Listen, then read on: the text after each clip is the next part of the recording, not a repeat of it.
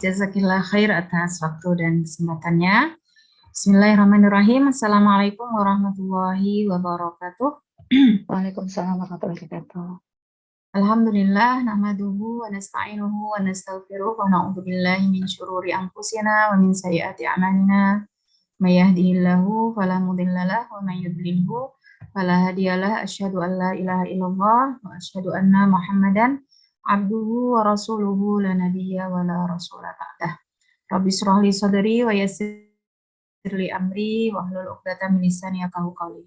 Amma ba'du, ibu sekalian yang kami muliakan, alhamdulillah wa syukurillah, pada bulan yang penuh barokah ini kita kembali diberikan karunia yang sangat banyak oleh Allah Subhanahu wa taala, kesehatan, kesempatan untuk banyak beribadah terutama di 10 hari terakhir ini sehingga kita bisa mengakhiri Ramadan ini dengan baik sebagaimana pesan yang disampaikan oleh Rasulullah SAW, ya, innamal a'malu bi khawatimiha, bahwa amal itu tergantung pada penghujungnya, penutupannya, ya, dan mudah-mudahan kita dimampukan oleh Allah untuk bisa istiqomah beribadah di bulan Ramadan ini hingga akhir, ya, daripada bulan Ramadan pada tahun ini menjadi suatu catatan yang terbaik untuk kita sepanjang hidup kita, ya.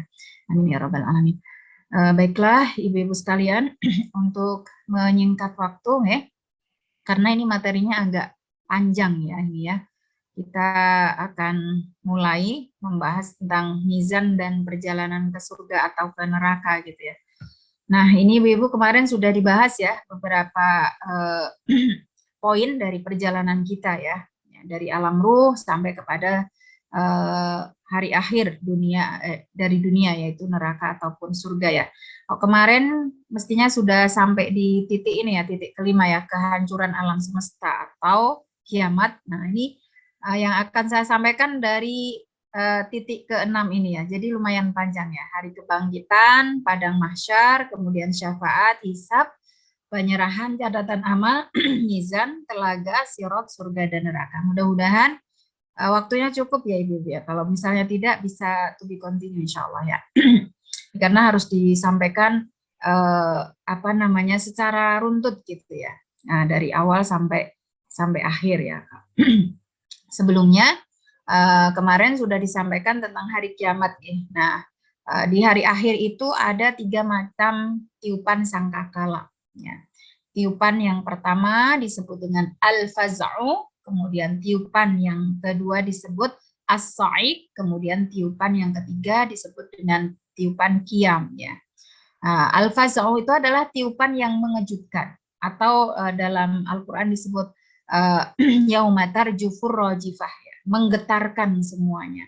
Nah, kenapa dinamakan al-faz'u? Ini Allah Subhanahu wa taala sampaikan dalam surat An-Naml ayat 87, wa yauma yunfakhu fis suri fa fazi'a man fis samawati wa man fil ardi illa man Allah.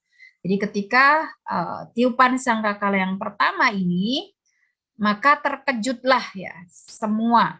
Jadi segala man itu siapa saja sebenarnya, bukan ma, ya. Siapa saja yang ada di langit dan siapa saja yang ada di bumi, kecuali mereka-mereka yang dikehendaki oleh Allah Subhanahu wa taala tidak sampai terkejut, begitu, ya. Nah, kemudian setelah itu as-sa'iq, ya. As-sa'iq ini adalah tiupan yang mematikan. Ketika semuanya sudah terkejut, maka semuanya yang bernyawa itu akan mati, ya, baru kemudian tiupan kebangkitan, ya. Ini ada disebutkan dalam satu ayat, ya, antara tiupan mematikan dan tiupan membangkitkan, ya, yaitu dalam surat Az-Zumar ayat 68. Allah Subhanahu wa taala sampaikan, wa nufikha fis suri fa sa'iqa man fis samawati wa man fil ardi.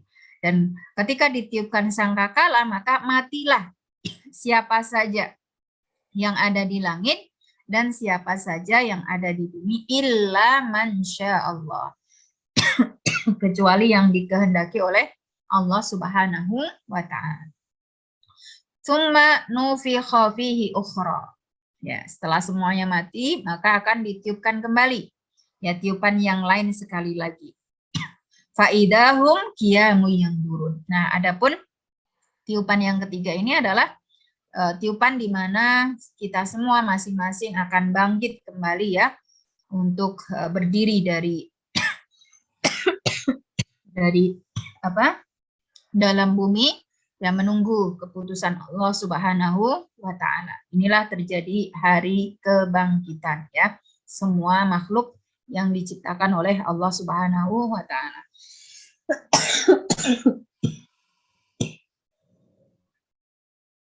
Ini mohon maaf ya, tadi saya udah banyak ngajar, mungkin suaranya udah berkurang.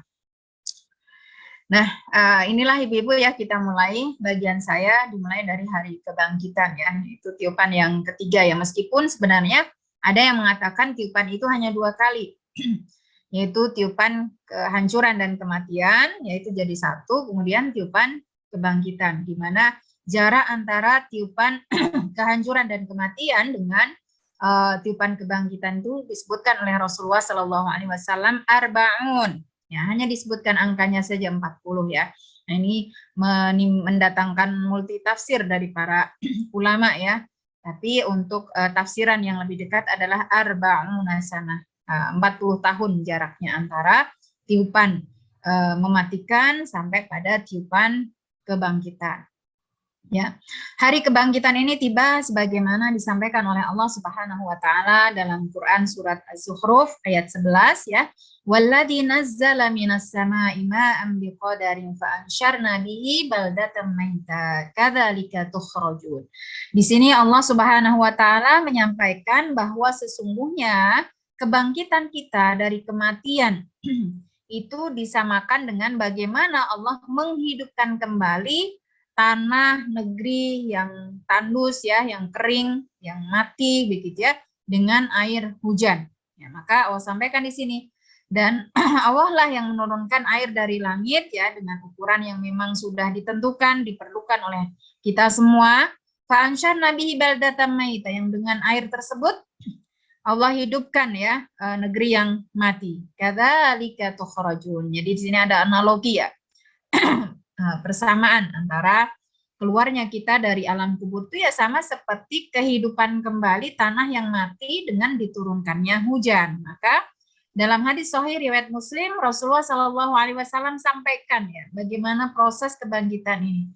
Summa yursilullahu mataran. Ternyata juga sama ketika tanah gersang itu menjadi hidup kembali itu dengan turun hujan, begitu juga tubuh kita yang sudah usang di alam barzah ya, itu akan dibangkitkan oleh Allah dengan cara Allah menurunkan hujan.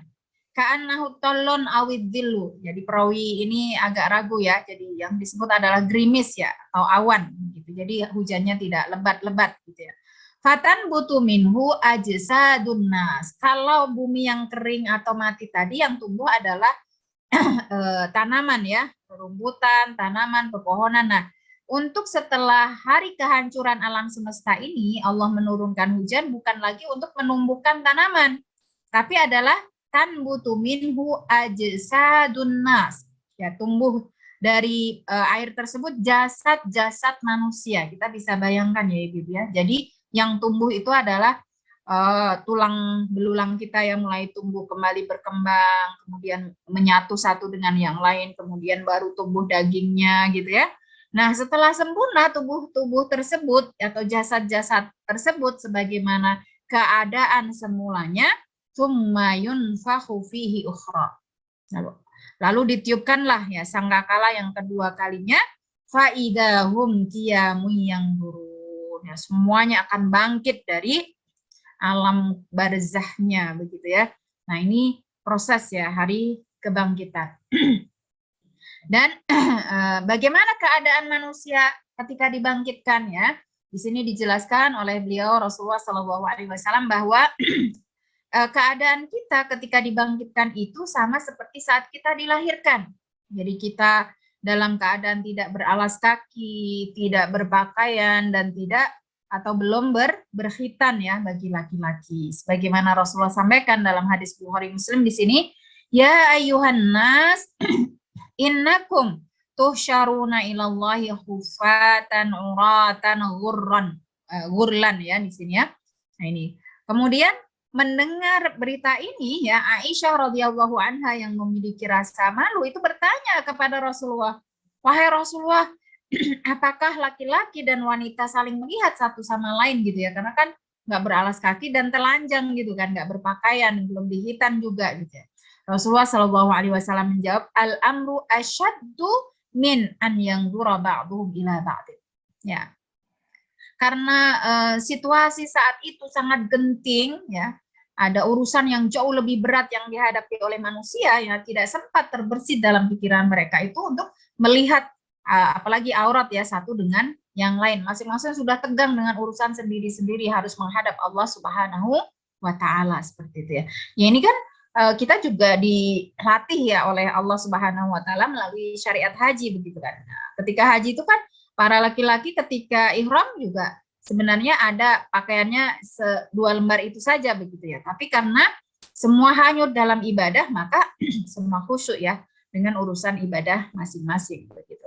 Nah, setelah hari kebangkitan maka seluruh manusia akan digiring ke padang mahsyar ya, ke padang mahsyar ya. Nah, sebagaimana disampaikan oleh Rasulullah ya, untuk menuju padang mahsyar ini keadaan manusia juga berbeda-beda. Ada yang berjalan, ada yang berkendaraan, bahkan ada yang diseret ya di atas wajah-wajah mereka. Sebagaimana Rasulullah sampaikan, innakum tuhsyaruna rijalan wa rukbanan wa tujarruna ala wujuhihim.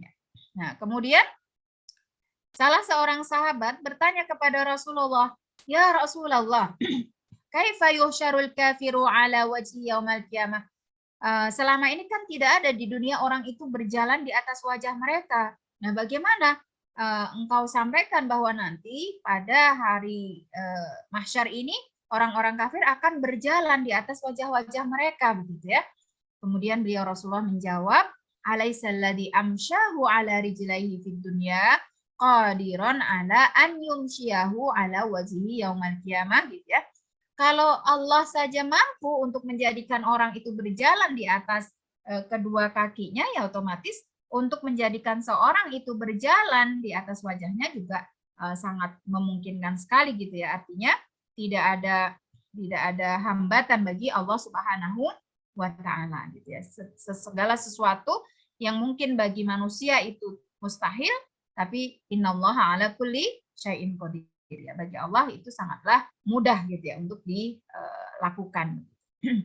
Nah, kemudian ibu-ibu sekalian ya, ketika kita semua berada di padang mahsyar ya, ada pemandangan yang sangat mengerikan di mana saat itu matahari ya akan didekatkan oleh Allah dengan semua makhluk yang berkumpul tadi ya di padang mahsyar ini hanya dengan jarak 1 mil saja.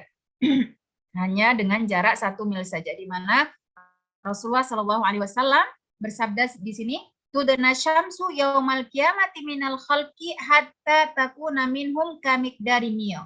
Ya. Jadi didekatkan matahari itu ya dengan kita semua hanya berjarak 1 mil. Qala Sulaim bin Amir, "Wallahi ma adri ma ya'ni bil mil, amasafatal ardi amilul ladhi tahalu bihil ain." Ya, tapi Sulaim bin Amir sebagai perawi hadis ini tidak memahami betul yang dimaksud mil ini apakah jarak seperti yang biasa kita hitung ketika di dunia atau ya alat yang dipakai untuk bercelak mata gitu ya. Jadi pendek sekali begitu ya.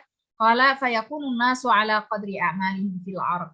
Jadi pada saat di mahsyar ini ibu-ibu sekalian ya, manusia kondisinya akan sesuai dengan amal masing-masing ya.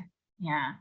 Ada di antara mereka yang faminhum man yakunu ila ka'baihi. Keringatnya itu saking panas ya. Sekarang kan jarak matahari dengan kita itu jutaan mil ya. Nah, jutaan mil ya. Kalau ini hanya 1 mil itu bagaimana panasnya, panas sekali gitu sehingga manusia itu bermandikan keringat. Disampaikan oleh beliau Rasulullah dalam hadis ini ya, ada yang keringatnya itu sampai ke mata kaki. Wa minhum man yakunu ila rukbatayhi, ada yang sampai kepada lutut ya. Wa minhum man yakunu ila haqwaihi, ada yang bahkan sampai kepada pinggangnya.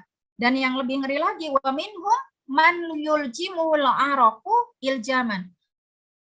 Ada yang sampai tenggelam ya dengan keringatnya Ya, saking banyaknya keringat yang bercucuran dari dalam tubuhnya itu dia tenggelam ya dengan keringat tersebut. Wa asyara Rasulullah Shallallahu Alaihi Wasallam biyadihi ila fihi. Jadi keringat menunjuk ke mulutnya ya, artinya keringat itu setinggi mulutnya ya, sehingga dia akan kesulitan ya untuk bernafas karena tenggelam dengan keringat tersebut ya. Fana'udzubillahi min dzalik gitu. Dan di padang mahsyar ini juga ibu-ibu sekalian sudah mulai ada pertengkaran.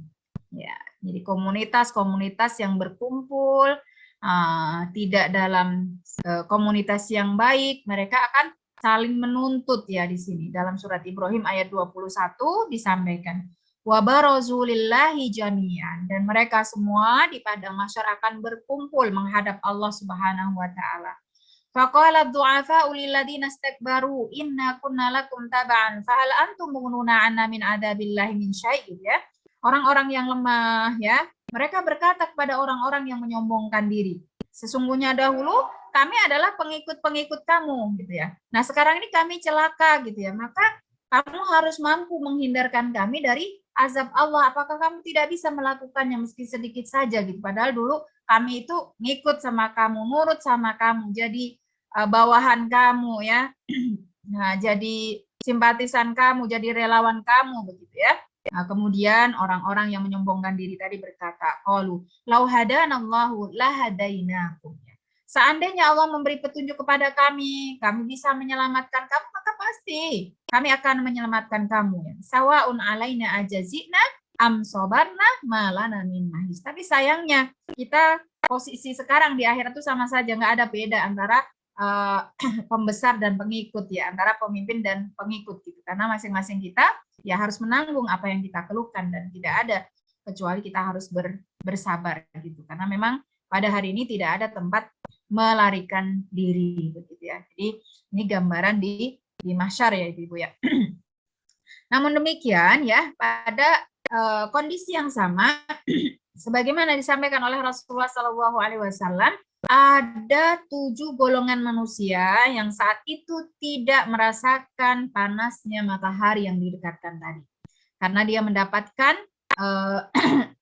perlindungan khusus, naungan khusus dari Allah Subhanahu wa taala. Beliau Rasulullah Shallallahu Alaihi Wasallam bersabda, sab'atun yudhilluhum Allahu fi dhillihi yauma la dhilla illa dhilluh. Ada 7 golongan manusia yang akan mendapatkan naungan Allah di saat di mana hari itu tidak ada naungan kecuali naungan dari Allah semata. Al-Imamul Adil.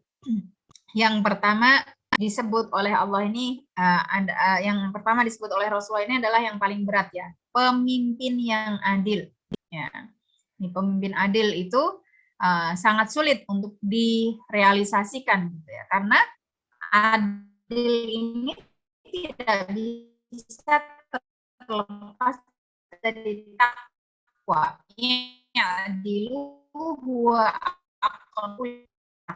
Hanya orang-orang yang bertakwa yang bisa menerapkan keadilan yang sesungguhnya gitu ya. Dan orang-orang yang menerapkan keadilan yang sesungguhnya pastilah adalah orang-orang yang bertakwa. Jadi kalau kita ingin menuntut keadilan ya kita tidak bisa berharap banyak kalau orang tersebut tidak memiliki ketakwaan kepada Allah Subhanahu wa taala, dan ini cukup berat ya.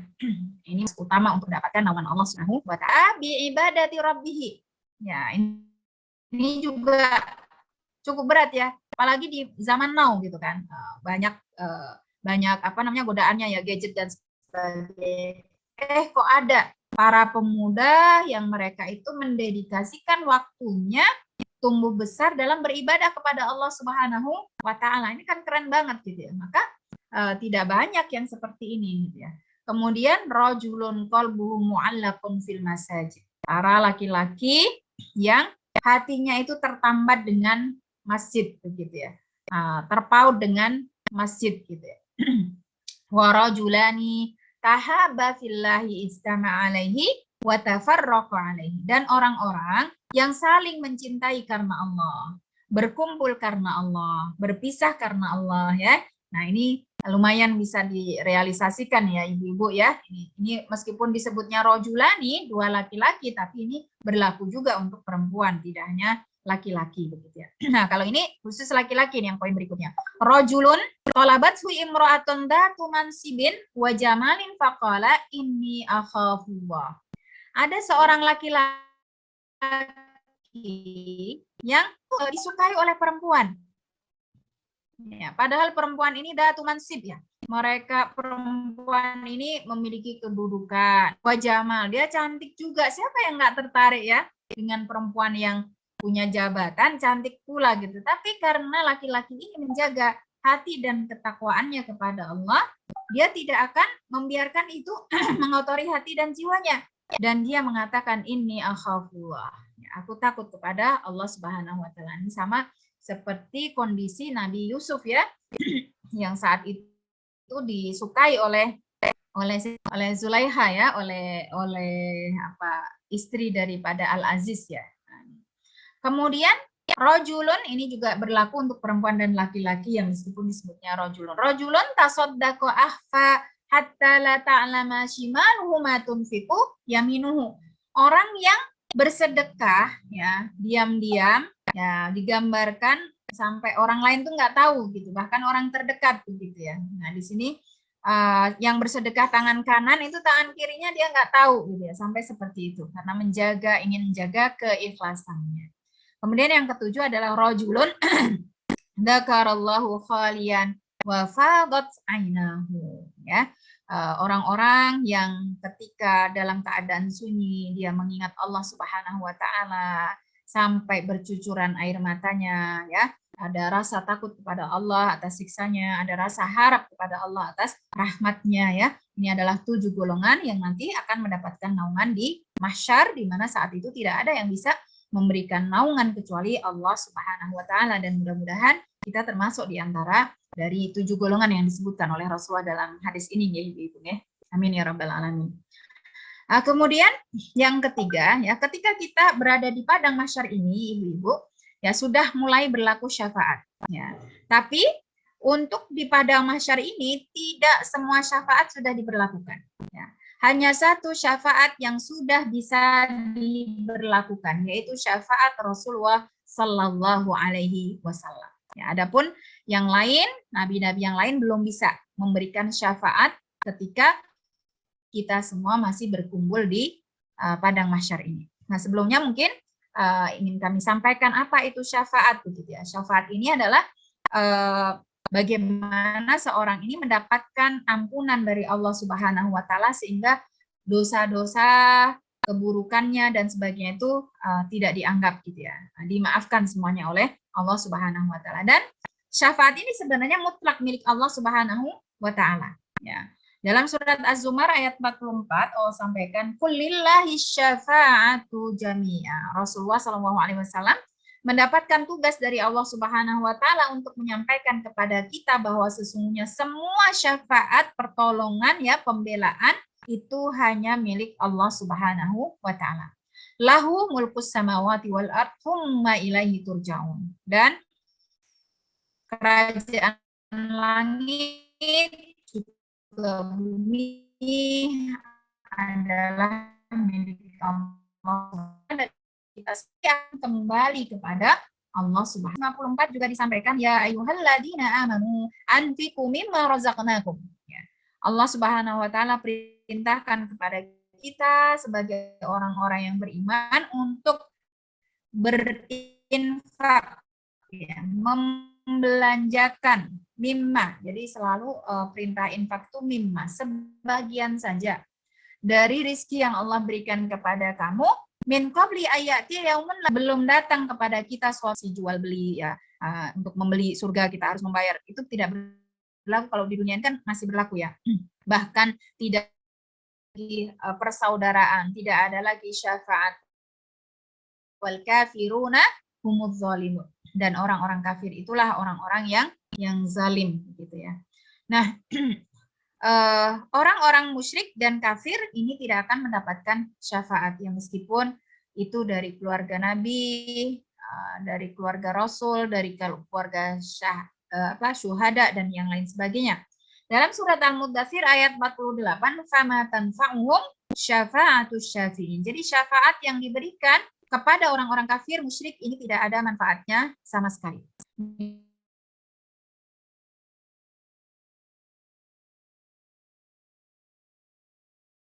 Ini dipertegas juga dalam surat Al-Qadimi. Malid dhalimina min hamim wala syafi'in. Jadi Rasulullah diperintahkan untuk memberikan peringatan ya dengan hari kiamat yang sudah sangat dekat ya, di mana ketika kiamat itu terjadi semua hati kita itu akan sangat sesak rasanya ya. Kesedihan itu sampai kita menahannya sampai ke kerongkongan gitu ya. Menyesakkan dada kita gitu ya. Karena tidak ada yang bisa kita lakukan saat itu ya. Nah, kata Allah Subhanahu wa taala, orang-orang yang zalim saat itu tidak mempunyai teman setia, ya, hamim, juga tidak memiliki seorang pembeli syafaat yang diterima syafaatnya.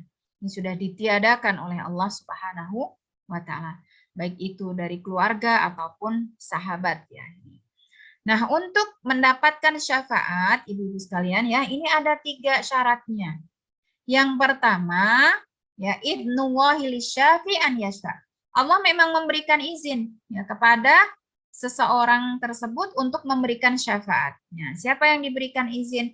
Para nabi, rasul, orang-orang yang syahid ya, orang-orang yang sholih, para penghafal Al-Qur'an dan mengamalkan isinya, kemudian juga Al-Qur'an, kemudian juga puasa ya, ini yang diberi izin oleh Allah untuk menjadi pemberi syafaat.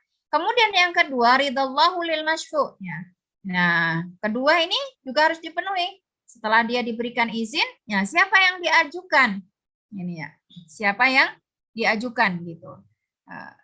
Allah ridho dulu ya, Allah ridho terhadap pemberi syafaat tersebut ya. Nah, jadi Allah ridho terhadap nabi tersebut, Allah ridho terhadap Al-Quran, terhadap puasa, terhadap anak-anak yang meninggal sebelum balik. Nah, kemudian yang ketiga, ridallahu lil masyru' ya. Siapa yang diajukan ini gitu ya. Apakah sesuai dengan kriteria yang diinginkan oleh Allah atau tidak gitu. Karena tadi kalau yang diajukan itu adalah orang kafir atau orang musyrik, itu tidak akan diridhoi oleh Allah. Jadi syafaatnya tidak akan di ACC begitu ya. Nah, seperti itu. Nah, ini sebagaimana ya syarat-syaratnya disampaikan oleh Allah dalam ayat-ayat berikut ya. La yamlikuna syafa'ata illa man ittakhadha 'indar rahmani ahda. Mereka tidak berhak untuk mendapatkan syafaat kecuali orang yang telah mengadakan perjanjian dengan Allah Subhanahu wa taala. Maka ketika setiap kali kita sholat kan kita membaca tasyahud, yaitu termasuk perjanjiannya kita. Ya.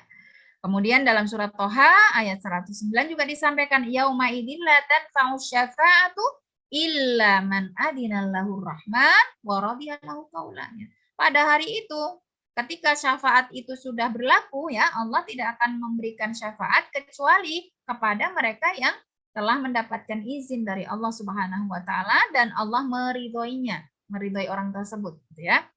Nah, ini juga dalam surat Al-Baqarah ayat 255 disampaikan man dalladzi yashfa'u 'indahu illa bi'idznihi. Siapa yang bisa memberikan syafaat? Ya, kalau tidak didapat izin dari Allah Subhanahu wa taala. Dalam surat An-Najm ayat 26 juga disampaikan wa kam mim malakin fis samawati la tughni syafa'atuhum syai'a. Berapa banyak malaikat yang ada di langit tapi syafaat mereka tidak berguna illa mim ba'di ayya'danallahu liman yasha' wa yarda. Kecuali syafaat tersebut memang diberikan kepada orang-orang yang diizinkan oleh Allah ya, dan juga diridhoinya. Ini beberapa ayat yang mendukung tadi ya bahwa sesungguhnya untuk memperoleh syafaat itu ada syarat-syarat yang harus dipenuhi. Nah, karena Rasulullah Shallallahu Alaihi Wasallam ini adalah nabi yang paling dicintai oleh Allah dan juga beliau tidak pernah menggunakan doa saktinya ya, kalau boleh kita katakan ya doa mustajabnya begitu, maka beliau Rasulullah ini Ibu diberikan 3 jenis syafaat yang ini tidak diberikan kepada yang lain gitu ya. Kalau yang lain itu hanya 1 jenis syafaat, kalau Rasulullah ini mendapatkan 3 jenis syafaat sekaligus. Syafaat yang paling istimewa adalah syafaatul uzma, syafaat yang teragung, yaitu syafaat yang diberikan oleh Rasulullah saat kita semua itu belum dihisab. Baru dikumpulkan itu Rasulullah sudah bisa memberikan syafaat kepada siapa-siapa dari umat beliau yang dikehendaki, tentunya yang memenuhi syarat tadi, gitu ya. Nah, kemudian syafaat yang kedua ini juga khusus untuk Rasulullah, yaitu kepada ahlul jannah an yadkhulul jannah. Ya, kepada orang yang sudah dihisab lalu dia menjadi calon penghuni surga agar segera masuk surga tanpa ada rintangan apapun, karena nanti kita akan sampaikan untuk ke surga setelah hisab itu ada masih perjalanannya, masih panjang gitu ya. Nah, tapi ketika dia termasuk orang yang mendapatkan syafaat dari Rasulullah, ini bisa langsung masuk surga ya, tanpa rintangan-rintangan tersebut.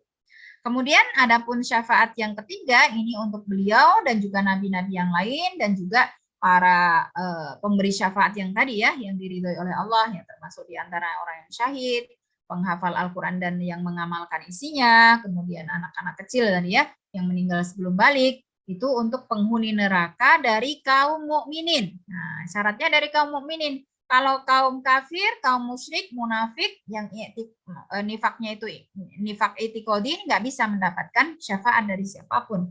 Ya, ini ada dua jenisnya. Allah yadakhulaha aw liman dakhulaha an yakhruja minha. Bagi yang dapat karcis neraka ya, tidak jadilah masuk ke neraka, atau yang sudah masuk ke dalamnya itu segera dikeluarkan sebelum waktunya habis. Itu bentuk syafaat yang ketiga. Ini ada dua ya. Tapi syaratnya ini harus beriman. Ya, tidak bisa berlaku untuk orang yang tidak beriman gitu ya. Nah, kenapa Rasulullah ini mendapatkan 3 syafaat sekaligus, ibu-ibu ya? Nah, ini disampaikan dalam hadis riwayat Abu Hurairah, ya kila ya Rasulullah, man as'adun nasi bi syafa'atika yaumal qiyamah, siapa yang paling bahagia dengan syafaatmu pada hari kiamat? Qala Rasulullah sallallahu alaihi wasallam, as'adun nasi bi syafa'ati yaumal qiyamah man qala la ilaha illallah khalisan min qalbihi aw nafsihi. Nah, jadi orang musyrik kafir tidak bisa masuk ke kategori ini karena mereka yang mendapatkan syafaat dari beliau adalah orang-orang yang mengucapkan ya la ilaha illallah dengan ikhlas dari hatinya. Nah, ini perlu pendalaman juga ya. Jadi ucapan la ilaha illallah itu bukan hanya sekedar di bibir ya. Ketika seorang mengucapkan la ilaha illallah ya, dia tidak akan beribadah kecuali karena Allah, ya tidak ada ria, sum'ah, ujub ya dalam ibadahnya. Kemudian juga dia tidak mungkin ridho ya dengan peraturan-peraturan yang tidak sesuai, tidak relevan dengan Al-Quran dan As-Sunnah ya.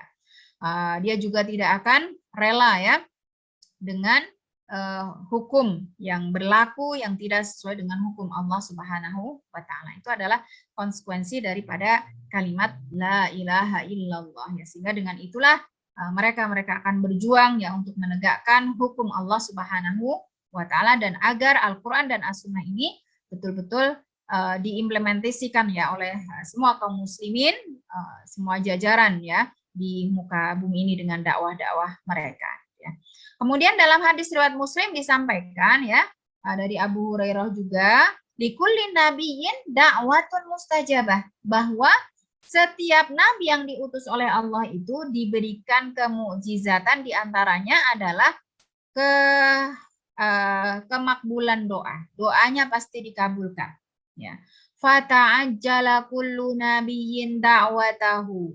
Adapun semua nabi yang pernah diutus selain daripada Rasulullah Muhammad SAW itu sudah menggunakan doa tersebut.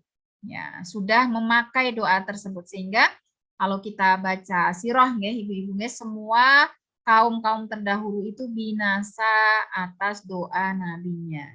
Setelah didakwai berulang-ulang, mereka tidak mau menerimanya. Ya akhirnya apa?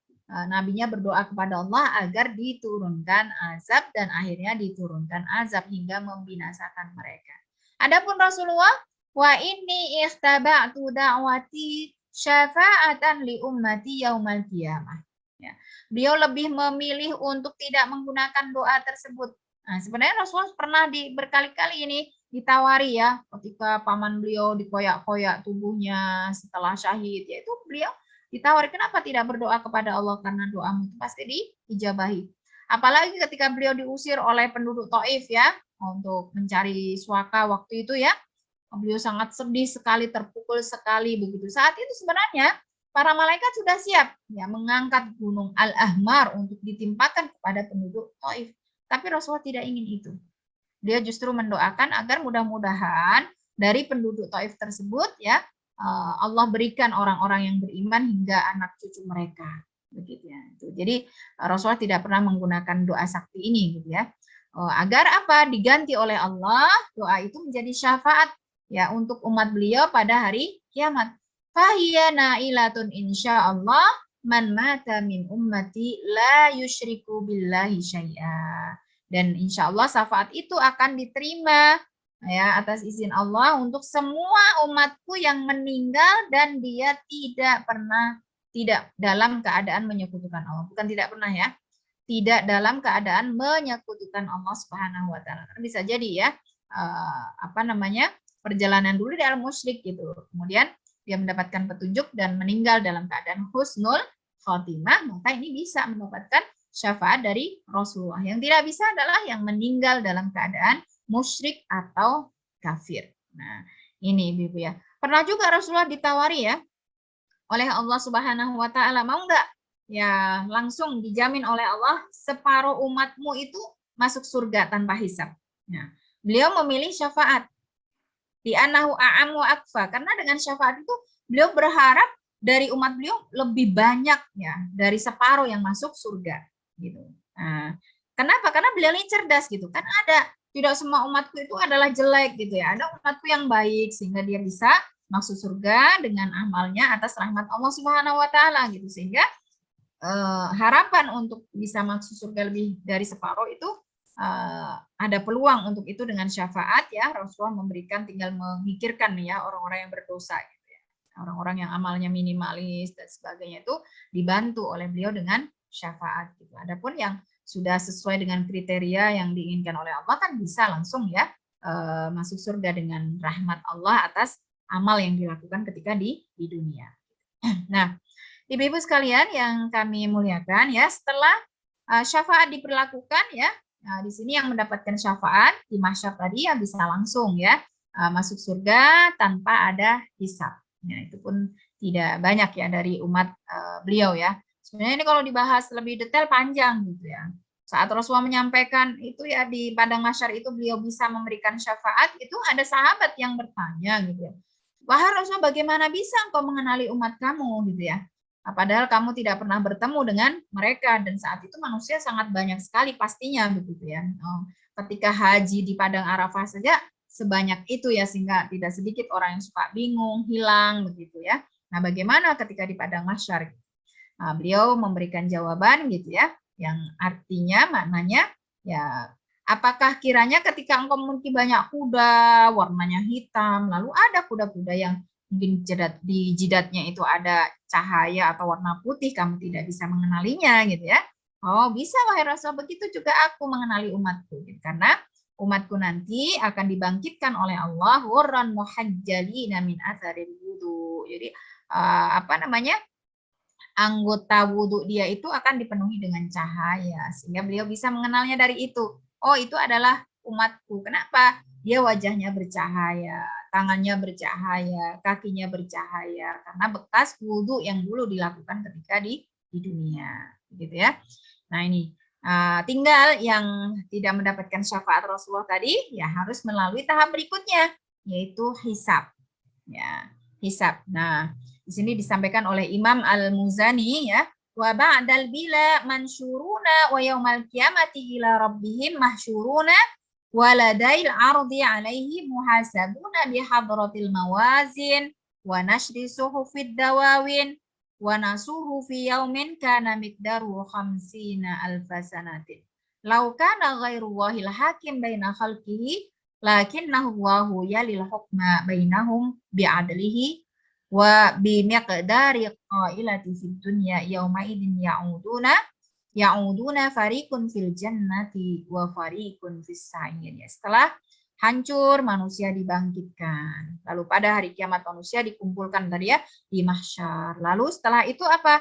Yang tidak mendapatkan syafaat langsung masuk surga tadi, ada penampakan amal manusia di hisab. Ya. Dengan dihadirkan di depan mereka itu timbangan-timbangan dan ditebarkannya lembaran-lembaran catatan amal ya oleh Allah Subhanahu wa taala, dan Allah menghitungnya dengan sangat teliti ya. Sedangkan manusia ya, kok saya ternyata pernah berbuat seperti ini ya, sudah lupa gitu, tapi catatannya ada semuanya. Dan itu terjadi pada hari yang kadarnya di dunia ya, satu harinya sebanyak 50.000 tahun ya. Ini ya, jadi sangat panjang sekali ya hari hisab di mahsyar ini ya. Kalaulah seandainya bukan Allah sebagai hakimnya, niscaya tidak akan bisa yang menghadapi sebanyak orang itu ya. Satu kasus aja kan lama prosesnya. Nah ini banyak sekali kan yang harus diadili begitu ya. Ini hanya Allah yang bisa, dan hanya Allah lah ya yang akan menetapkan hukum saat itu dengan adil. Sehingga lama waktunya bagi orang-orang yang beriman adalah sekedar istirahat siang di dunia gitu ya. Akan tetapi bagi orang-orang yang tidak beriman ya itu ya sangat lama sekali gitu. Karena bagi orang-orang yang beriman itu hisabnya sangat cepat dan mudah gitu ya. Setelah itu ya orang akan dikembalikan, sebagiannya ada farikun fil jannah ya, golongan yang masuk surga, farikun fil nar, ada yang masuk ke neraka gitu. Nah, bagaimana kondisi manusia saat dihisab? Ini disampaikan oleh Allah ya dalam surat Al-Haqqah ayat 18 ya. Yauma idzin tu'raduna la takhfa minkum khafiyah. Jadi pada hari itu Ibu-ibu sekalian ya, saat hari hisab itu terjadi, tidak ada sesuatu pun yang bisa kita sembunyikan dari Allah Subhanahu wa taala. Jadi semua akan nampak. Ya, meskipun ketika di dunia itu tidak ketahuan begitu ya. Dalam surat Al-Zalzalah juga disampaikan yauma idzi yasturuna su'ashtatan liyurau a'malahum. Pada hari itu manusia dikeluarkan dari kuburnya dalam keadaan bermacam-macam. Supaya apa? Melihat ya, amal pekerjaan mereka saat di dunia. Faman ya'mal mithqala dzarratin khairan yarah wa man ya'mal mithqala dzarratin syarran yarah. Bagi mereka yang mengerjakan kebaikan meski sebiji zarrah ya akan diperlihatkan balasannya. Bagi siapa saja yang mengerjakan syarran ya, keburukan, kejahatan, kemaksiatan ya akan juga diperlihatkan balasannya gitu ya. Nah ini disampaikan oleh Rasulullah SAW ya, man husiba udziba, siapa yang dihisab ya maka dia akan tersiksa ya. Bagaimana Bu kalau kita itu dibongkar semua ya, catatan perbuatan kita ya pasti akan nyesek banget begitu ya. Itu gambarannya seperti itu ya. Maka Aisyah mendengar ini dia berkata, awalaisa yaqulu ta'ala fasawfa yuhasabu hisaban yasira gitu. Kenapa menyesakan itu wahai Rasul? Bukankah Allah itu berfirman ya, maka Allah akan memeriksa amalan itu dengan pemeriksaan yang mudah gitu ya. Qalat faqala innama dzalikal ardu walakin man nuqisal hisab yuhlik gitu ya. Rasulullah menjawab, ini baru penampakan amal. Penampakan amal itu ya kayak film gitu ya, itu sudah menyesakkan jiwa gitu ya. Apalagi kalau benar-benar dihisab. Jadi sebenarnya hisabnya Allah itu mudah gitu. Kalau benar-benar dihisab itu pasti semua orang akan binasa. Ya. Jadi cukup diperlihatkan kembali ya. Rekaman dari amal perbuatannya itu sudah terlihat ya, mana yang baik timbangannya lebih banyak atau lebih sedikit. Dan dalam surat Yasin ayat 66 ya, di 65 ya disampaikan al yauma nakhtimu ala afwahim. Ketika hisab ini terjadi, mulut kita semuanya dikunci oleh Allah Subhanahu wa taala.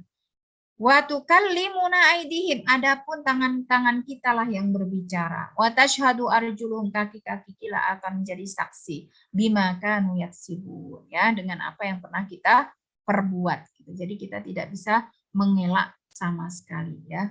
Nah, kemudian yang kelima ya, setelah hisab maka ada penyerahan catatan amal. Ya, sebagaimana disampaikan oleh Allah Subhanahu wa taala dalam surat Qamar ayat 52 sampai 53 nggih, wa kullu syai'in fa'aluhu fiz zubur, dan segala sesuatu yang telah mereka perbuat ya tercatat dalam buku-buku catatan yang ada di tangan malaikat zubur ya. Wa kullu saghirin wa kabirin mustatur. Nah, yang kita tidak sadari ibu-ibu sekalian ya, bahwa sesungguhnya semua urusan yang kecil ataupun besar, dosa yang kecil atau yang besar, kebaikan yang kecil atau yang besar ya, sampai sekecil apapun itu ada catatannya, gitu ya. Ada barcode-nya begitu ya. Bahkan setiap ucapan kita sebagaimana Allah sampaikan, wa ma yalfidhu min qaulin illa ladaihi raqibun atid. Tidak ada satupun kata yang keluar dari lisan kita kecuali ada catatannya, baik itu oleh malaikat raqib ataupun atid begitu. Maka kenapa Allah Subhanahu wa taala sangat mengistimewakan ibadah puasa kita? Ya, sampai-sampai Allah katakan ya, kullu amali ibni adam lahu illa shaum fa innahu li wa ana ajzi bihi, bahwa semua amal yang dilakukan oleh anak Adam itu bisa untuk dilakukan untuk dirinya, bukan untukku, kecuali puasa. Puasa itu mestinya hanya dilakukan untukku. Maka aku sendiri akan membalasnya gitu. Karena puasa yang sesungguhnya itu bukan sekedar menahan dari makan dan minum, ya. Laisa siyamu minal akli wasyurbi innama siyamu minar rafathi wal lagwi. Sesungguhnya puasa itu adalah dari mengendalikan nafsu kita, ya, amarah kita dari hal-hal yang tidak bermanfaat, dari hal-hal yang mengandung dosa, ya, dari perkataan yang mengandung dosa, perbuatan yang mengandung dosa, begitu. Nah ini untuk menjadi catatan yang baik sehingga orang yang mampu berpuasa dengan baik itu dicatat sebagai orang-orang yang bertakwa nantinya. Nah ini jadi itu kenapa puasa itu diistimewakan oleh Allah, dan kenapa kita wajib berpuasa itu agar kita bisa mengendalikan dan mampu mengendalikan ucapan dan perkataan kita, juga perbuatan kita begitu ya, bukan hanya sekedar menahan lapar dan dahaga. Lapar dan dahaga kebutuhan kita, dan kita mampu ternyata menahannya sampai 12 jam tidak makan dan minum. Ya, sebenarnya kita juga mestinya mampu juga menahan diri dari ucapan dan perbuatan yang mestinya tidak kita butuhkan, karena kita tahu ucapan dan perbuatan itu mengandung dosa. Nah, harapannya seperti itu gitu ya. Maka Rasulullah sampaikan ya, man lam yada qaula zur wal amala bihi falaisa lillahi hajatun ila an yada atau amahu wa syarabu. Siapa yang dengan puasanya tidak mampu belajar menahan diri dari perkataan dan perbuatan yang sia-sia, maka sungguh Allah tidak butuh atas lapar dan dahaganya. Ini warning yang sangat keras ya dari Rasulullah Shallallahu Alaihi Wasallam. Maka dengan puasa 12 jam ini kurang lebih ya, mudah-mudahan kita mampu menahan ya dari hal-hal yang merusaknya tadi. Nah, puasanya sah, tapi inti tujuan target dari puasa tidak tercapai. Ya. Nah ini nanti akan dicatat oleh Allah Subhanahu wa taala ya, oleh malaikat yang diperlihatkan oleh Allah kepada Allah begitu ya.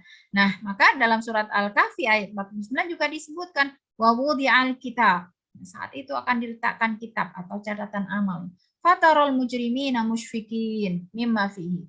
Lalu orang-orang yang mujrim ya, mujrim itu pelaku dosa, pelaku kesalahan, akan musyfikin ya, mesake gitu ya. Nah, mimma fihi, terhadap apa yang tertulis di dalamnya. Jadi kayak orang yang terima rapot kok rapotnya merah banget gitu ya, itu melas sekali gitu.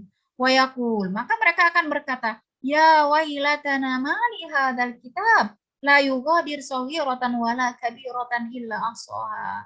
Celakalah kami gitu ya, ternyata kitab catatan itu benar-benar tidak meninggalkan sedikit pun. Ya. La yughadir, baik itu yang besar maupun yang kecil, illa ahsaha, semuanya tercatat dengan baik. Wa wajadu ma amilu hadira wa la yadrimu rabbuka ahada. Dan mereka akan mendapati apa yang telah mereka kerjakan itu tertulis di dalam kitab tersebut. Dan Allah tidak menzalimi atau menganiaya siapapun ya dari hamba-hambanya. Nah, saat amal ini dibagikan, ya disampaikan oleh Allah Subhanahu wa taala ya, catatan ya, maksudnya kitab amal ya. Dalam surat Al-Jasiyah ayat 28, wa tara kulla ummatin jathiyatan. Pada hari itu kamu akan melihat umat-umat berlutut, kulla ummatin tud'a ila kitabiha. Kenapa? Karena setiap umat akan dipanggil untuk melihat rapotnya, al-yauma tujzauna ma kuntum ta'malun. Dan setelah melihat rapotnya ya, pada hari itulah mereka akan tahu apa balasan dari apa yang telah mereka kerjakan dulu di dunia. Dalam surat Al-Isra bahkan tidak hanya diperlihatkan, disuruh membaca. Iqra kitabak. Baca ini catatan amalmu. Wa kafa binafsikal yauma 'alaika hasiba. Cukuplah dirimu sendiri pada waktu ini sebagai penghisap terhadapmu. Jadi tidak dihisap secara ini ya, kita melihat sendiri aja, kita tahu ya Allah saya pernah berbuat ini, ya Allah saya pernah berbuat ini dan sebagainya. Jadi kita sudah bisa dengan membaca bisa tahu ya dengan kita membaca rapot kita masing-masing gitu ya. Nah, setelah itu akan terlihat bagaimana cara orang menerima ya kitab tersebut, itu menunjukkan ending daripada nasibnya. Fa'amma man utiya kitabahu biyamini, siapa yang diberikan kepadanya catatan amal tersebut, kitab amal tersebut dengan tangan kanannya, fasaufa yuhasabu hisaban yasira, maka dia akan diperiksa dengan pemeriksaan yang mudah. Jadi lewat-lewat aja begitu ya.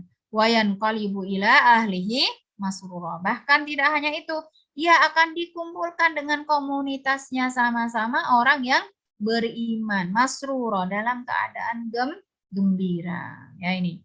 Wa amma man utiya kitabahu bisyimali, ya dalam surat Al-Haqqah ayat 25 sampai 29, adapun mereka yang harus menerima catatan amalnya atau kitab amalnya dengan tangan kirinya, fayaqul, mereka akan berkata, ya laitani lam uta kitabiyah, ya. Aduhai, seandainya saja kita nggak usah dapat rapot ini, nggak usah ada penerimaan rapot ini ya.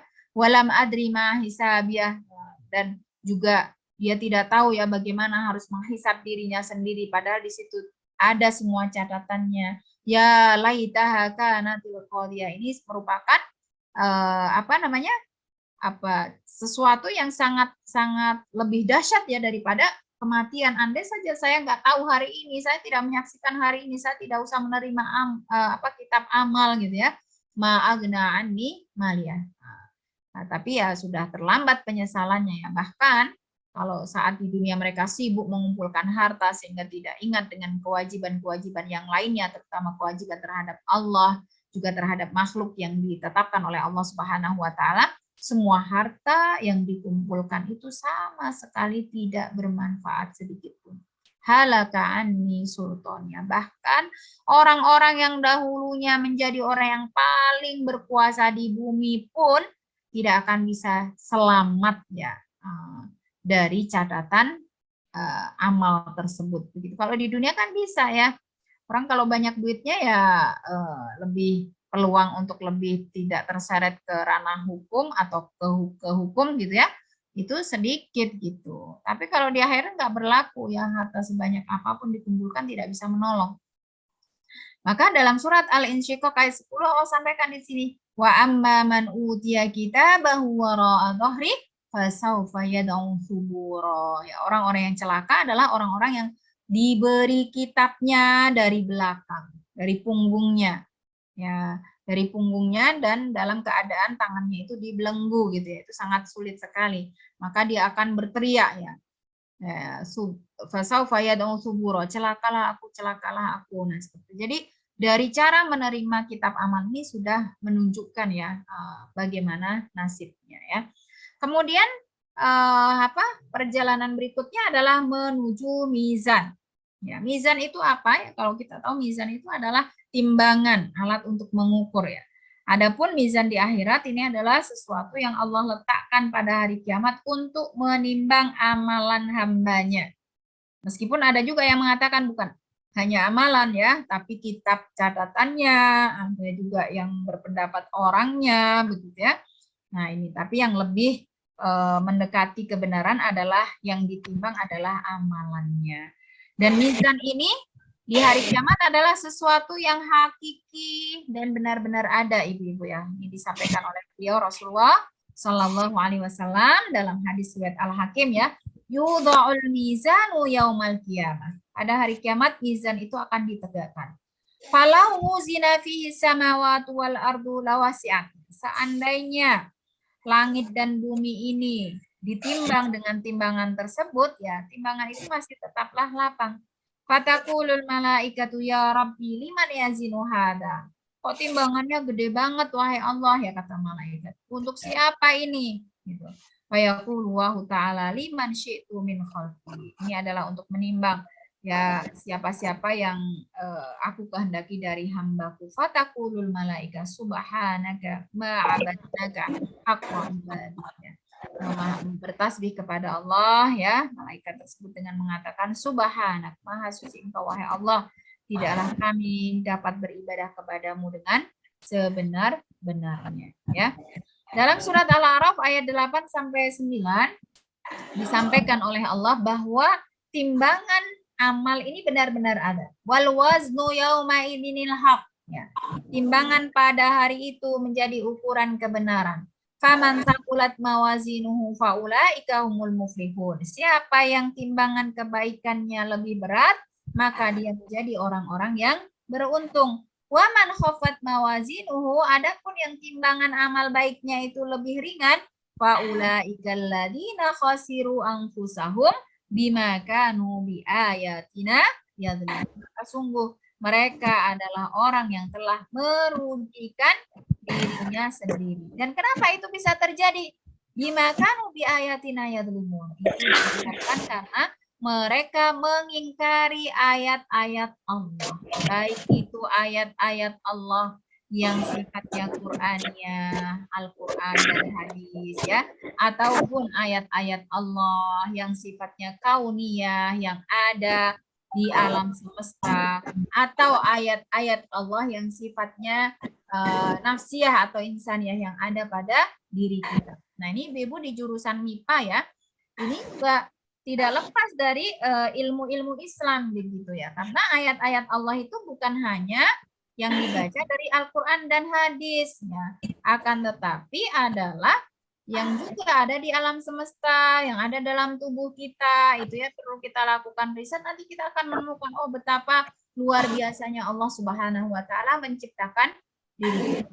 Maka salah satu daripada ijazul Quran itu terletak pada sains. Ya, sains yang menjadi bahan riset para ilmuwan itu, ya. Nah, sebagai contohnya yang ya sebenarnya udah lama ini, ya. Kenapa Allah menyebut nyamuk sebagai salah satu tanda kebesaran Allah Subhanahu wa taala, ya. Ternyata seekor nyamuk itu setelah diteliti oleh para pakar itu luar biasa, Ibu. Nyamuk yang sangat kecil dan ringan itu, ya, itu memiliki 100 mata loh, Ibu, ya. Memiliki 100 mata, memiliki berapa hati, ya, kemudian memiliki macam-macamnya lah, ya, itu sekecil itu menciptakan binatang sekecil itu dengan onderdil yang sangat luar biasa, ada jantungnya juga, ada livernya, itu tidaklah mudah kecuali bagi yang maha kuasa begitu. Itulah Allah begitu, ya. Jadi ini tidak boleh dianggap sepele begitu. Maka Allah tidak malu menjadikan nyamuk sebagai salah satu innallaha la yastahi ayyadriba mathalan ma ba'udatan fama fawqaha, bahkan yang lebih ringan dari nyamuk sebagai tanda, salah satu tanda kebesaran Allah Subhanahu wa taala, ya. Nah, surat Al-Mu'minun juga disampaikan di sini, wa man khaffat mawazinuhu faulaika alladziina khasiru anfusahum fi jahannam khalidun. Siapa yang timbangan amal kebaikannya itu ringan sedikit, ya sungguh dia akan merugikan diri sendiri, dan orang yang seperti itu nanti akan kekal di neraka. Nah, ibu-ibu sekalian yang kami muliakan, ya, timbangan yang digunakan oleh Allah Subhanahu wa taala untuk menimbang amal kita itu nanti sangat akurat dan tepat, ya.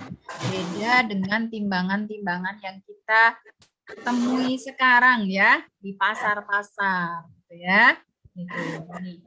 Ini sebagaimana disampaikan dalam surat Al-Anbiya ayat 47, nggih. Wa nada'ul mawazinal qista yaumil qiyamah.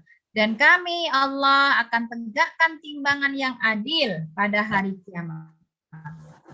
Fala tudlamu nafsun syai'a, sehingga tidak ada seorang pun yang dirugikan walaupun itu wa in kana mithqala habatin, meskipun itu sedikit, bahkan in khardalin, ya, seberat biji sawi, ya. Ataina biha, Ya, meski kebaikan itu hanya lebih kecil dari sebiji sawi, akan diberikan pahalanya oleh Allah. Wa kafa bina hasibin, dan cukuplah kami Allah sebagai pembuat perhitungan. Kalau kita kan yang kecil-kecil udahlah di ini gitu ya.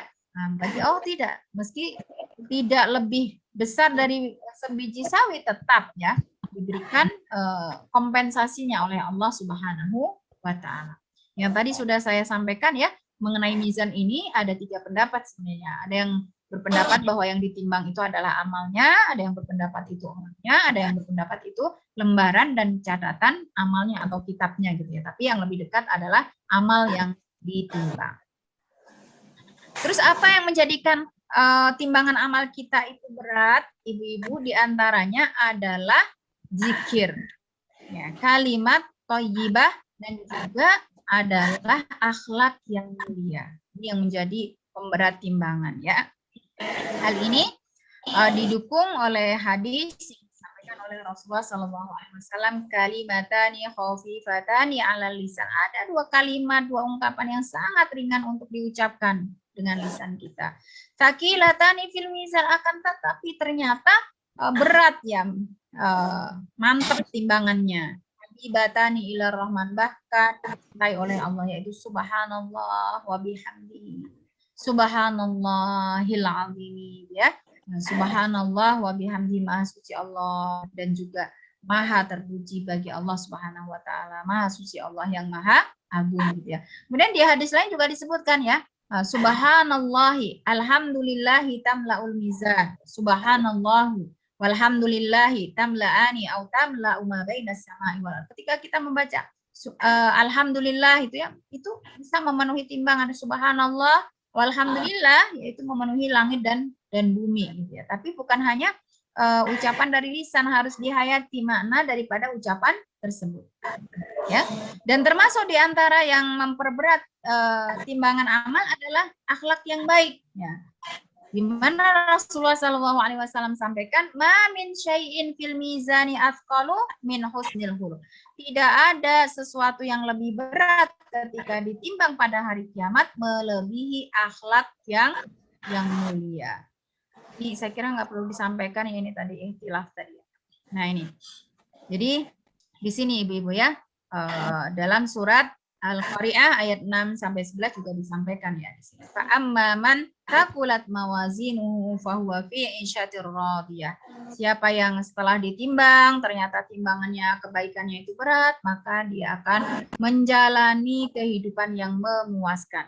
Allah ridho terhadap orang tersebut dan orang tersebut ridho terhadap balasan yang diberikan oleh Allah. Wa amman khaffat mawazinuhu, akan tetapi ketika setelah ditimbang ternyata timbangan kebaikannya itu lebih ringan atau sedikit ya, atau ringan ya, tadi juga di ayat-ayat lain sudah kita sampaikan, fa ummuhu hawiyah, naudzubillah min dzalik, dia akan kembali ke neraka hawiyah. Wa ma adraka ma hiyah narun hamiyah. Apa sih itu neraka hawiyah? Yaitu api yang sangat panas. Itu kalau timbangan amal baik itu sedikit. Nah, kenapa akhlak terpuji tadi menjadi pemberat timbangan? Karena poin dari akhlak terpuji ini sangat luar biasa ibu-ibu ya. Nah, ini perlu kita sampaikan ke anak-anak kita sekarang ya, yang menurut pengamatan kami sendiri itu sangat dari gadget ya, yang menemani mereka jadi sesuatu yang sangat diabaikan, padahal nilainya, poinnya itu sangat luar biasa berat gitu ya. Rasulullah sampaikan dalam hadis ini, ma min syai'in yudha'u fil mizani athqalu min husnil khuluq. Nah, ini sambungan dari yang hadis tadi. Wa inna sahibah husnil khuluq, karena sesungguhnya orang yang berakhlak mulia itu la yablughu bihi darajata sahibis saumi wassalah, bisa menggapai derajat orang yang rajin puasa dan rajin sholat, melampaui itu. Ya. Karena sudah dipastikan kalau akhlaknya baik ya, dia pasti akan menjaga sholat, menjaga puasa. Tapi tidak semua orang yang menjaga puasa dan sholat itu berakhlak baik. Kalau puasanya sia-sia, sholatnya juga sia-sia. Bukan sholat dan juga puasa yang sebagaimana diinginkan oleh Allah Subhanahu wa Ta'ala. Kemudian setelah mizan maka akan ada haud ya, telaga ya, telaga atau telaga sama danau sama enggak ya Bu ya? Ya, telaga saja ya. Karena memang bahasanya haud begitu ya. Nah, ini ada haud ya. Rasulullah Shallallahu alaihi wasallam bersabda, "Inna likulli nabiyyin haudun." Jadi setiap nabi itu memiliki telaga pada hari kiamat. Tadi kan haus ya Ibu ya, haus, panas gitu, dehidrasi gitu ya. Maka setiap nabi ini memiliki haud pada hari kiamat. Wa innahum yatabahawna ya. Dan mereka saling membanggakan di antara mereka. Ayyuhum aktsar waridatin. Wah, ya siapa yang paling banyak datang ke telaga tersebut dari umatnya. Wa ini arjuwaha an akuna aktsarahum waridatan. Dan Rasulullah Shallallahu alaihi wasallam berharap kepada Allah Subhanahu wa taala ya dengan harapan dari umat beliau itu paling banyak ya. Jadi telaga beliau itu yang paling banyak didatangi oleh umat beliau ya.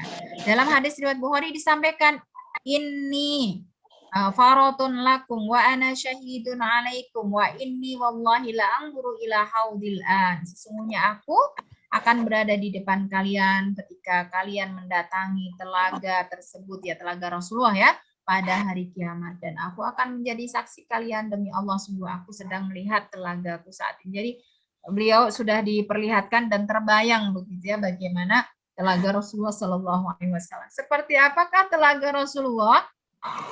Satu, yang minum tidak akan pernah haus selamanya. Kemudian yang kedua, sumber air telaga tersebut disebut dengan Sungai Al-Kautsar, ya, yaitu sungai yang ada di surga Allah Subhanahu wa taala yang diperuntukkan bagi Rasulullah Shallallahu alaihi wasallam ya, sebagaimana dalam hadis riwayat Muslim disampaikan, "Mahal tadruna mal kautsar?" Ya, kalian tahu apa itu Al-Kautsar? Kulna Allahu wa rasuluhu a'lam, karena mereka para sahabat belum tahu ya Allahu a'lam. Kemudian beliau menjelaskan wa innahu nahrun wa adanihi rabbi alaihi, yaitu satu sungai yang Allah janjikan kepadaku ya, khairun katsirun, yang di dalamnya mendatangkan banyak kebaikan, wa haudun taridu alaihi ummati yaumal qiyamah, dan air yang mengalir ke telaga itu adalah air yang bersumber dari Sungai Al-Kautsar tadi yang akan ditatangi ya oleh para umatku di hari kiamat kelak ya. Terus kemudian airnya putih Ibu-ibu ya, lebih putih dari susu dan baunya lebih harum dan lebih wangi daripada kasturi, insyaallah ya. Ma'uhu abyad minal labani wa rihuhu atyabu minal miski. Dan yang terakhir gayung dan timba, ya, gayung dan timba untuk mengambil air telaga tersebut itu seperti apa? Nah, seperti bintang-bintang di langit ya.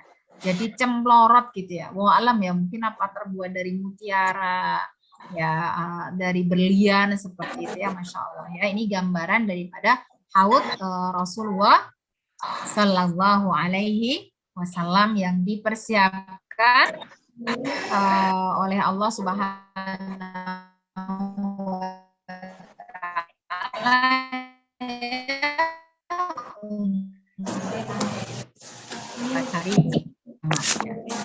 Kemudian setelah haud ini ya akan menuju Sirat ya.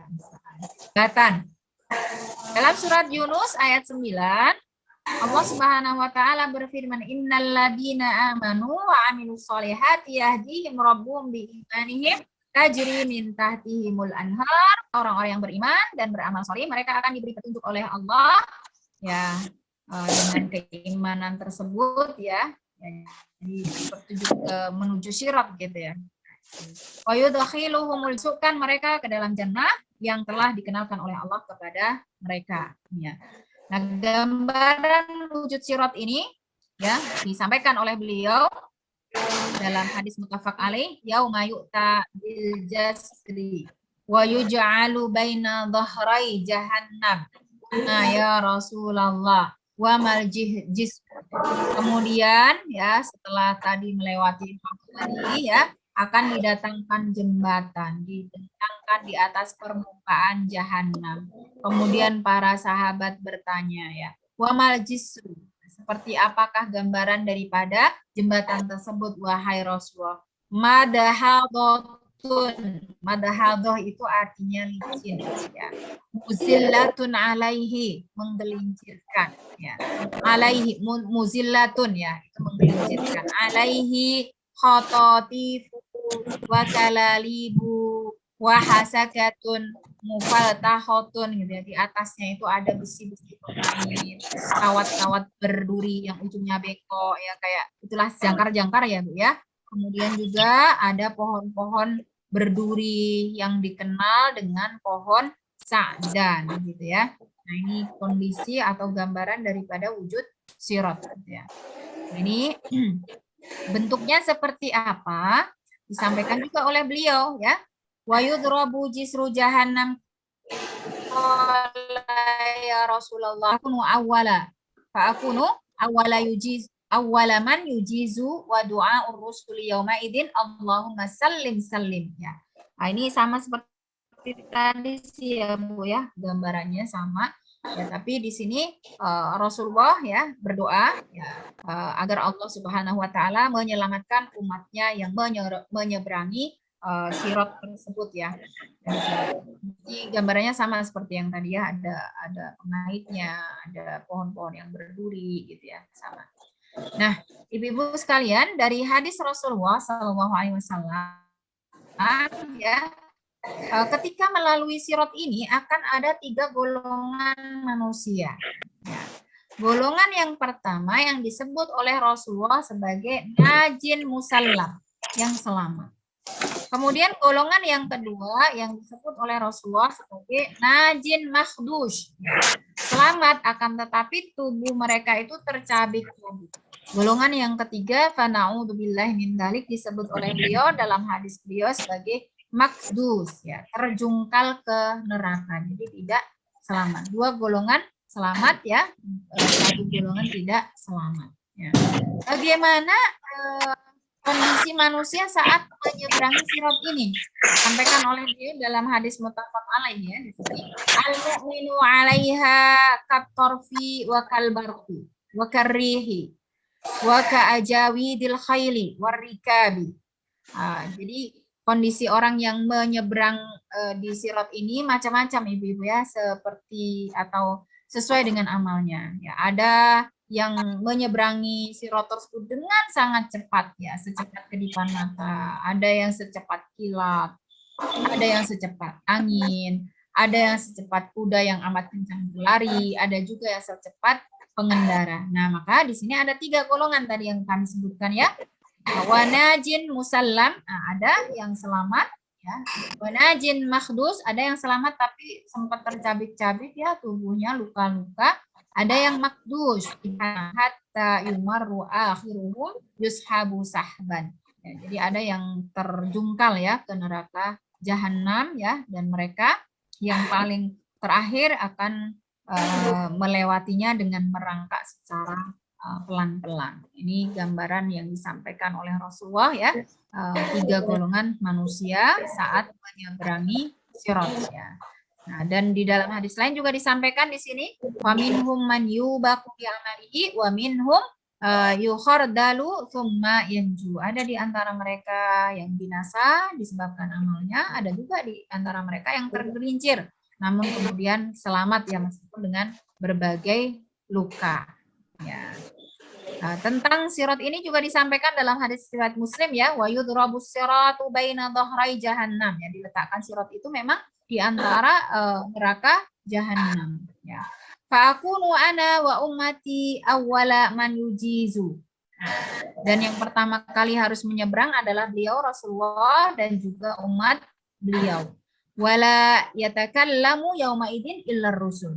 Saat itu tidak ada yang diizinkan untuk berbicara kecuali para nabi dan rasul. Pada awal rusuli yauma idin Allahumma sallim sallim ya. Kemudian para nabi dan rasul tersebut berdoa untuk umatnya, ya Allah selamatkanlah, ya Allah selamatkanlah umatku gitu ya.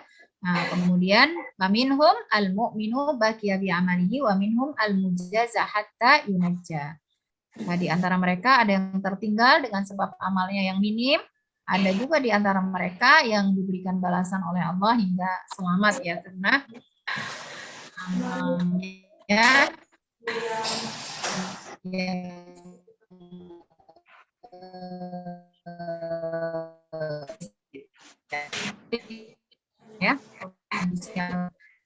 kurangi sirot. Nah, ini yang mungkin terlalu kita kenal. Di selain sirot itu ada namanya koroh. Nah, sama aja sirot dan kontoro itu sama jembatan. Berbeda ya. Setelah selamat dari sirot, dia harus melalui namanya kontoro. Yukhlasul mu'minuna basuna ala kontorotin bainal jannati wan nar. Ya, orang-orang mukmin tersebut ya akan tertahan terlebih dahulu di kontoroh yang terletak antara surga dan neraka. Fayuqassu li ba'dihim min ba'din. Apa yang terjadi di kontoroh ini? Yaitu adanya kisos ya antar mereka akibat kezaliman yang pernah terjadi selama di dunia. Hatta idza hudzibu wa nuqu udina lahum fi dukhulil jannah. Kalau sudah selesai kisosnya ya, sudah tidak saling menuntut, semuanya sudah ikhlas, semuanya sudah impas, baru mereka boleh masuk ke surga. Walladzi nafsu Muhammadin biyadihi la ahaduhum ahda bimanzilihi fil jannah minhu bimanzilihi kana fid dunya. Rasulullah bersumpah ya, sungguh mereka lebih mengetahui tempat mereka di surga daripada tempatnya di dunia. Nah, jadi tentang kontoroh ini ada dua pendapat ya ibu-ibu ya, ada yang menyebabkan itu jembatan tersendiri ya, bukan bagian dari sirot. Ini pendapat dari Imam Al-Qurtubi dalam tafsir Al-Qurtubi. Kemudian pendapat kedua ini adalah merupakan ujung daripada sirot itu sendiri ya. Nah, ini pendapat daripada Ibnu Hajar dalam tafsir Fathul Bari. Di sini ada dua pendapat. Jadi setelah melalui sirot tadi di kontoroh ini akan terjadi kisos ya untuk menghilangkan rasa dendam, hasad, dengki antar orang-orang yang beriman ya. Sehingga nanti di surga itu nggak ada semua ini karena semua sudah dibersihkan di kontoroh ini ya, di kontoroh ini. Gitu ya. Ini sebagaimana disebutkan oleh Allah dalam surat Al-A'raf ayat 43, wa naza'na ma fi sudurihim min ghillin. Nah, jadi ketika orang-orang yang beriman tadi berada di kontoroh ini, maka Allah akan mencabut segala macam dendam yang ada di dada mereka. Jadi min tahtihimul anhar, ya, mengalir di bawahnya sungai-sungai. Lalu kemudian orang-orang itu akan berkata, alhamdulillahilladzi hadana lihada wa ma kunna linahtadiya laula an hadanallah. Mereka akan bersyukur kepada Allah yang telah menunjukkan kepada mereka jalan ke surga. Jika Allah tidak memberikan petunjuk, maka mereka tidak akan memperoleh petunjuknya. Dengan apa Allah memberi petunjuk? Laqad ja'at rusulu rabbina bil haqq, ya, melalui nabinya yang menyampaikan kebenaran. Wa nudu antil kumul jannatu uritumuha bima kuntum ta'malun. Kemudian diserukan kepada mereka, itulah surga yang diwariskan kepadamu dan disebabkan apa yang dahulu kamu kerjakan. Nah, ini ditafsirkan oleh Rasulullah ya. Diwariskan ini ya, kemudian dikatakan yang kemarin kita sudah bahas di Ramadan lalu ya ibu-ibu ya, kondisi surga itu ya akan di apa seruan tersebut ya, wa innalakum an tahyau fala tamutu abadan. Kalian semua di sini nanti akan hidup selamanya, tidak ada yang mati. Wa innalakum antasihhu fala tasqamu abadan. Kalian semua nanti akan selalu sehat, tidak pernah sakit gitu ya. Wa innalakum antashibbu fala tahramu abadan. Kalian semuanya nanti itu akan menjadi muda, tidak pernah tua gitu ya. Itu yang disampaikan oleh para malaikat yang berseru untuk mereka-mereka yang akan masuk ke surga ya. Ada satu lagi, wa innalakum antan'amu fala tabta'isu abadan. Kalian nanti di sini akan dipenuhi dengan kenikmatan dan tidak akan pernah ada sengsara sama sekali. Ya, ibu ya, ini alhamdulillah sampai akhir yang ke-10 yaitu surga atau neraka. Fariqun fil jannati wa fariqun fis sa'ir. Setelah perjalanan yang panjang tadi, tentunya hanya tinggal ada dua golongan ya. Golongan yang masuk neraka atau golongan yang masuk surga ya. Ada surga sudah kita bahas kemarin ya, di sana ada keindahan, keabadian, kenikmatan, kebahagiaan, sampai Rasulullah gambarkan di sini dalam hadis qudsi Allah, a'adatul ibadiyas shalihin ma la ainun ra'at wala udhun sami'at wala khatara ala qalbi bashar. Kenikmatan surga itu tidak pernah terbesit ya dalam kehidupan kita. Ya, tergambarkan oleh mata kita atau terdengar keindahannya oleh telinga kita gitu ya. Dan masuk surga itu bersama komunitas ibu-ibu. Maka dari sekarang kita harus punya komunitas orang-orang yang baik, yang munseung ya ada bau-bau surganya gitu ya. Karena mau masuk neraka atau surga itu sama komunitas gitu ya. Dalam surat Az-Zumar ayat 73 disampaikan wasiqal ladzina taqaw rabbahum ilal jannati zumara. Ya, mereka berkelompok-kelompok sesuai dengan komunitas. Hatta idza ja'uha wa futihat abwabuha. Jadi kondisi surga dan neraka itu berbeda, maka di sini ada huruf wawunya. Ketika mereka sudah berada di depan surga, itu baru dibuka pintunya. Jadi sebelum mereka berada di depan surga, surga itu dalam keadaan tertutup ya. Jadi yang istimewa itu sesuatu yang tertutup dulu ya, baru dibuka. Kalau selalu terbuka itu nggak istimewa gitu ya. Jadi sini ditutup, baru ketika calon-calon penghuni surga itu siap masuk ya, dibuka oleh malaikat dan disambut. Assalamualaikum. Selamat, selamat, berbahagialah kalian memasuki berbeda dengan kondisi neraka. Kalau neraka ya adanya kesengsaraan, kepanasan, kesakitan ya untuk lebih detailnya dulu sudah kita bahas ya di tahun lalu tentang wanita-wanita yang dirindu neraka gitu ya. Nah, ini juga kondisi neraka ya. Rabbana innaka man tudkhilin nar faqad ahsayta. Jadi semua orang yang masuk ke neraka itu pasti dalam keadaan hina. Wa malil zalimin min ansar. Itu bagi orang tidak ada yang bisa menolong. Mereka akan rugi. Innal khasirina alladziina khasiru anfusahum wa ahlihim yaumal qiyamah ala dzalika huwal khusranul mubin. Kalau sudah kondisi seperti itu adalah kerugian yang sangat nyata sekali. Maka surga disebut oleh Allah dalam surat Al-Furqan ayat 66, innaha sa'at mustaqarra wa muqama. Sungguh neraka jahanam itu adalah seburuk-buruk tempat menetap dan tempat kediaman. Ya. Nah, kenapa? Karena ini gambaran sedikitnya, gambaran detailnya kan sudah kita sampaikan. Apinya sangat panas ya. Qulna jahannam asyaddu harra law kanu yafqahun ya. Panasnya 70.000 kali lipat daripada api dunia.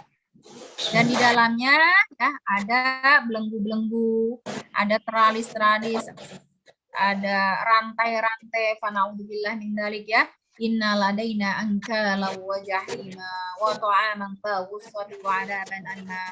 Makanan dan minumannya adalah makanan dan minuman yang menyumbat ya, karena apa? Berduri, nanah, darah, timah, ya. Dan surga itu nanti akan saling menuduh, saling menghina, saling melaknat, saling menyalahkan. Jadi sesama komunitas dulu ya ketika di dunia sebenarnya qala dukhulu fi umamin qad khalat min qablikum minal jinni wal insi finnar. Allah berfirman, masuklah kalian semua ke dalam neraka bersama jin dan manusia yang telah terdahulu sebelum kamu ya. Lama dakhalat satu golongan masuk ke dalam neraka, dia akan kawan-kawannya yang kenapa kamu dulu ajak saya begini-begini, kenapa saya harus ikut kamu gitu ya. Hatta idza daraku fiha jami'an qalat ukhrahum liulahum ya. Setelah semuanya orang-orang tersebut masuk ya, maka orang-orang yang terdahulu akan bilang ya, karena haula'i adalluna mereka menuntut kepada orang-orang yang mengajak mereka.